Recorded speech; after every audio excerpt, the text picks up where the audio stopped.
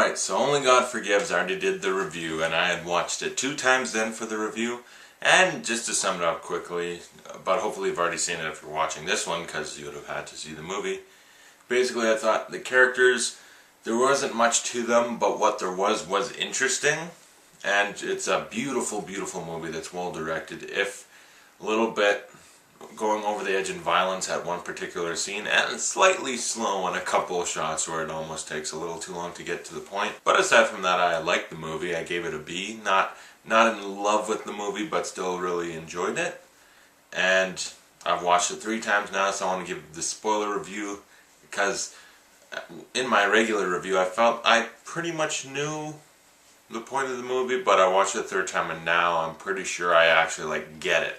This is my interpretation of what he was going for with the movie, and my appreciation for the movie went up. So the movie starts off and you got the beautiful cinematography, and Ryan Gosling's character Julian's talking to his brother Billy, and Billy's like, time to meet the devil. And this is after a little bit of oh, this is a Thai boxing club, but they're in a dark room.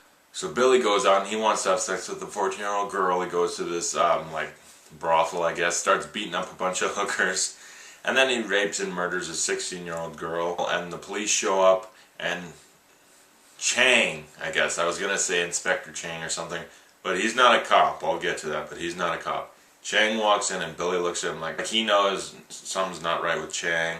They all treat Chang like he's above even the highest order in the police. He's serious business.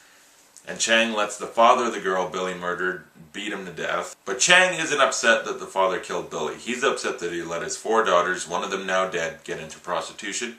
So he hacks off half of his arm to teach him that lesson. And then we get one of many scenes where he goes and sings karaoke after dealing justice.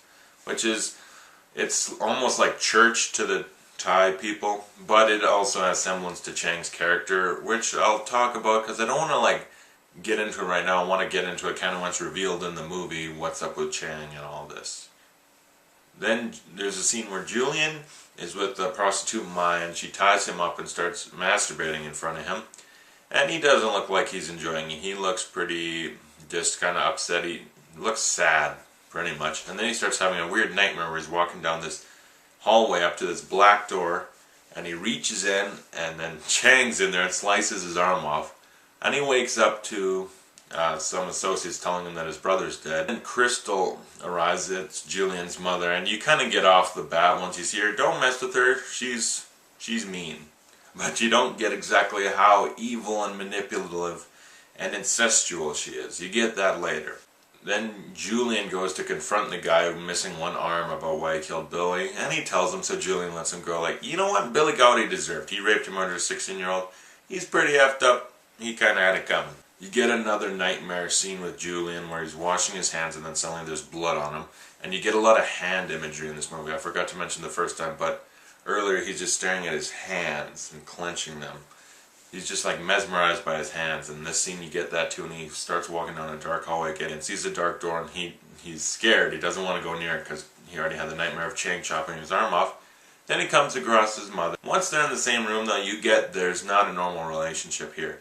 His mother, practically, when she hugs him, she's just fondling his ass, she's stroking his biceps, and it's just weird. They're not normal. And she gets mad at Julian. She's like, why didn't you kill him? He's like, he raped and murdered a 16-year-old girl. And she's like, he probably had his reasons. So you get right there. His mother's really, really messed up. Then you get another scene with Julian and Mai. He's sitting in a club, and I don't know if she was doing karaoke or something, but she's kind of just off in the corner, and he's staring at her, and he has another daydream, a fantasy of being able to touch. He puts his fist out and she comforts it and makes him feel alright. And then he wakes up from his fantasy and goes and assaults 2 dudes. I don't know if they offended him or something. They were just laughing, and I guess it woke him up from his fantasy. So he just beats him up real quickly. Just smack, smack, smack, drag the guy by his teeth. That was awesome. But it honestly didn't go anywhere. And it almost cut away too early. I think they needed one more shot because you just see him dragging him down the hallway to a doorway. Might as well have just had a shot of him just letting go and leaving. Because otherwise you're did he kill him? Did he beat him up worse? What the hell happened with that guy? Crystal sets up the assassination of the guy that killed Billy. And then he gets killed, and the cops question Julian about it, and he sees Chang there, and he knows, oh god, that's the guy that I've had nightmares about, sorta. So he follows him. Chang disappears out of thin air. Like, he turns the corner, Julian turns that corner, he's gone, so he knows, uh-oh. Julian then gets my address and says, I want you to come meet my mother because I want her to think I got a normal girlfriend stuff, and I'm okay. And then he has dinner with her, and she just insults him the whole time, talks about the size of his, thing. Just talk about intimate things that she wouldn't know unless she had an incestual relationship, which she did with both of them. She just insults Julian, insults Mai. And then Mai's like, why do you let your mother talk to you like that after they leave? And he just explodes on her and says, because she's my mother, and then tells her to take the dress off. If you don't want a dress from Ryan Gosling, you take it off. Yeah, so you get right there, she messed him up. That's why he's so messed up. He can't have a real relationship because of his mother. But there's still more to it, because the fist imagery is not quite explained yet, but it will be. And then Crystal figures out that Chang was also involved and sets up another assassination, this time for Chang. These guys walk into the restaurant he's at, shoot it up, kill everyone except Chang and his two cop buddies, and he shoots two of them dead, chases the last guy, figures out a little shortcut, figures out exactly where he's gonna go, splashes him with hot oil, and then beats the crap out of him with a frying pan. That was awesome. That's the scene you get. Chang is a badass, but you don't exactly get it. Something like more is up. Like, he got it a little earlier, like, that's interesting, but this scene is just more of, he's a badass. So he takes the living assassin that's severely burned back to the guy that set it up, and he asks him, and the guy accepts his fate and just asks that he leave his son alive and spare him. So Chang doesn't hurt that guy or his son, but he kills the assassin. Then he goes and finds the last, guy involved in the thing, because Crystal hired someone to set it up. So he finds that guy and tortures him. Chang stabs him in the arm, stabs him in the legs, slices his eyes, stabs him in the ear with an ice pick. And I thought it went too far when it showed the slicing of the eyes. Stabbing in the ear wasn't the worst, but the eye thing just felt like, is he going for a hostile type thing? It was a little over the line. Because, I mean, even he stabbed him in the legs, and Refn chose to show it like an artsy shot of just someone not looking. But for when someone's getting their eyes sliced open, wouldn't that be perfect for someone to not see that, rather than us have to see it? And then Chang does his karaoke again, but Julian's there. Julian challenges him to a fight. They go, and Chang does not get hurt once. Julian swings and throws everything at him, and Chang just dodges everything and batters Julian.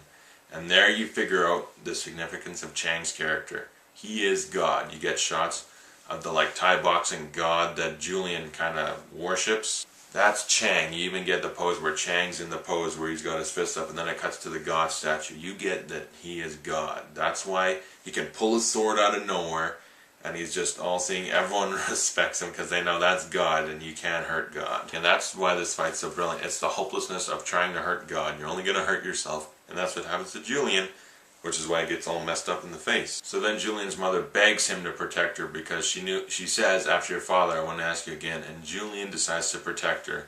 And you almost get the whole picture kind of figured out, like, what happened with Julian and his mother? And you're getting almost the whole thing.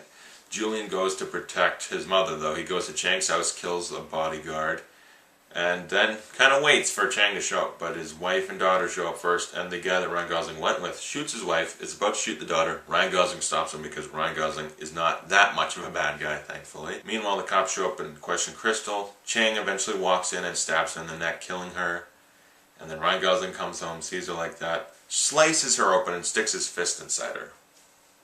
That scene, the first two watches made no sense, but I had ideas.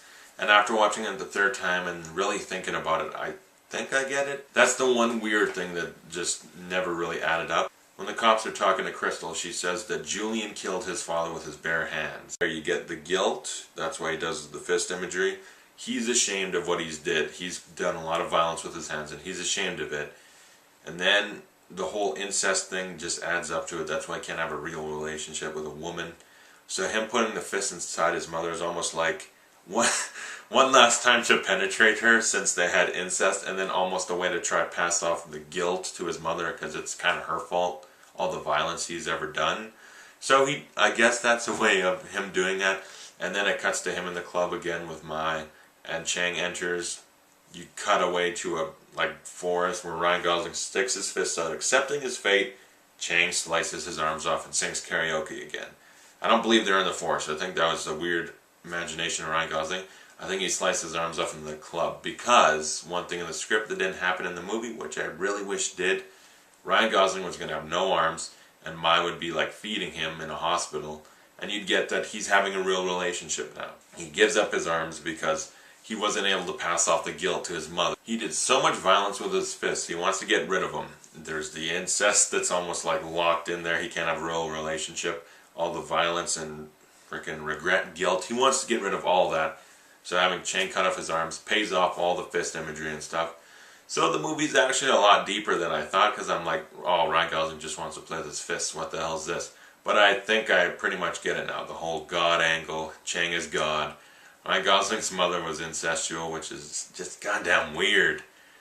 And then the guilt of killing his father is the reason he has his arms cut off. The movie makes a lot more sense to me now, and I think it's actually really deep. I like it. I like that it has meaning you really have to look into to get. Movies that you can watch and just get what it's about off the bat, those are really good, but when you have to think about some movies, that almost makes them better. I had to watch this 3 times to get it.